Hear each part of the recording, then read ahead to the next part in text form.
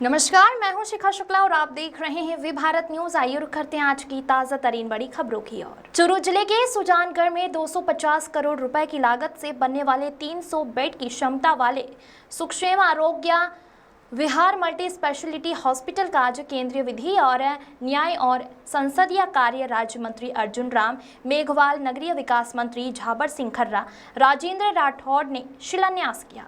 इस अवसर पर अखिल भारतीय सागलिया धूणी पीठाधीश्वर ओमदास जी महाराज भी मौजूद रहे। सुक्षेम फाउंडेशन के ट्रस्टी केसी मालू ने बताया कि सुक्षेम फाउंडेशन की ओर से आज सुक्षेम आरोग्य विहार लगभग 2 साल में बनकर तैयार हो जाएगा, जिसका संचालन राज्य सरकार करेगी। उन्होंने यह भी बताया कि इस अस्पताल के लिए पिछले वर्ष जयपुर में आयोजित rising Rajasthan global investment summit 2024 में सुक्षेम फाउंडेशन और राजस्थान सरकार के बीच एक समझौता ज्ञापन पत्र पर हस्ताक्षर किए गए थे। सुक्षेम फाउंडेशन जन सहयोग से इन अस्पताल भवन का निर्माण कराया गया और इसका संचालन राज्य सरकार द्वारा किया जाएगा। सुक्षेम फाउंडेशन साफ सफाई और मेंटेनेंस की आदि जिम्मेदारी का निर्वहन भी करेगा। इस अवसर पर केंद्रीय कानून व विधि मंत्री अर्जुन राम मेघवाल ने कहा कि सुक्षेम आरोग्य विहार के निर्माण में सुजानगढ़ सहित आसपास क्षेत्र को जनता को इसका फायदा मिलेगा। यह हॉस्पिटल क्षेत्र की जनता के लिए संजीवनी बूटी साबित होगा। मेघवाल ने कहा कि केंद्र की मोदी सरकार भी लोगों के स्वास्थ्य को ध्यान में रखते हुए चिकित्सा के क्षेत्र में काम कर रही है।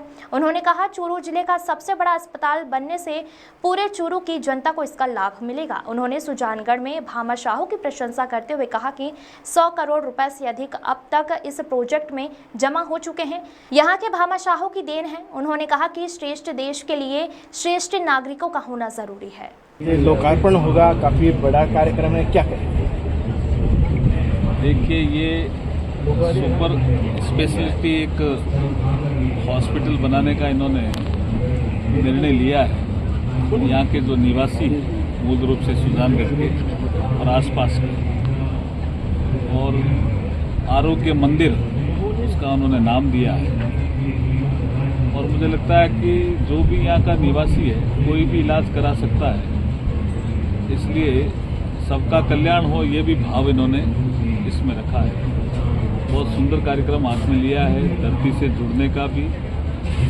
धरती जो मूल धरती है जहाँ जन्म हुआ, उसका जो एक ऐसा भाव रहता है कि मेरी ये मातृभूमि है, इसमें मैं कुछ पे बैक टू द सोसाइटी के नाते कुछ करूं, कुछ भार उतारने का प्रयास करूं, उस दिशा में एक बढ़ता हुआ कदम है।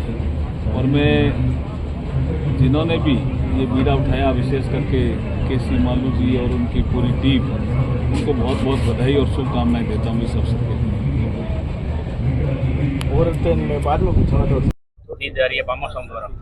बहुत पुरानी मांग थी। सुजानगढ़ का चिकित्सालय शहर के अंदर आने से विस्तार की गुंजाइश समाप्त हो गई थी।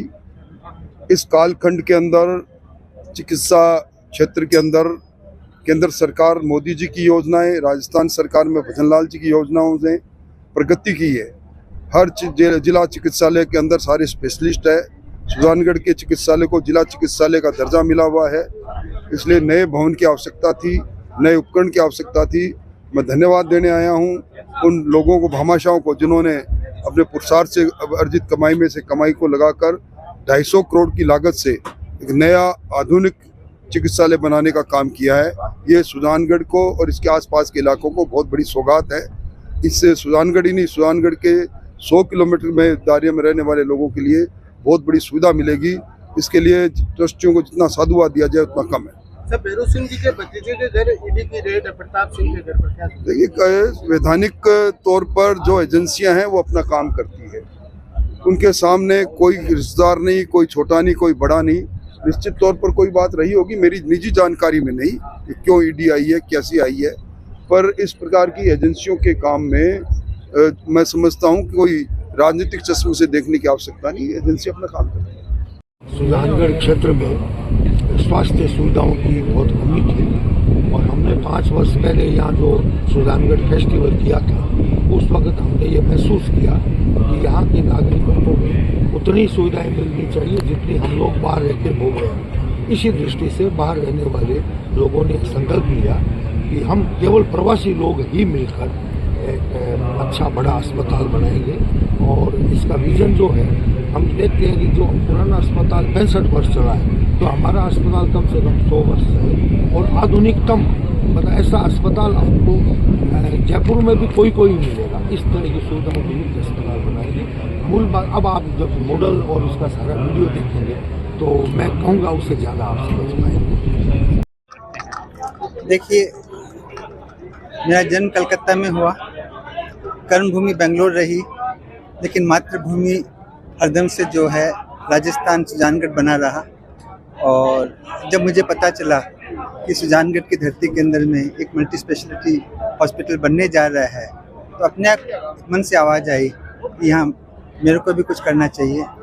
और आज इसका सौभाग्य मिला, इसकी भूमि पूजा हुई महानुभावों की उपस्थिति के अंदर में, और विश्वास है कि ये अस्पताल आगे जाकर ये इस क्षेत्र की जितनी भी आवश्यकताएं हैं उसको पूरा कर सकेगा।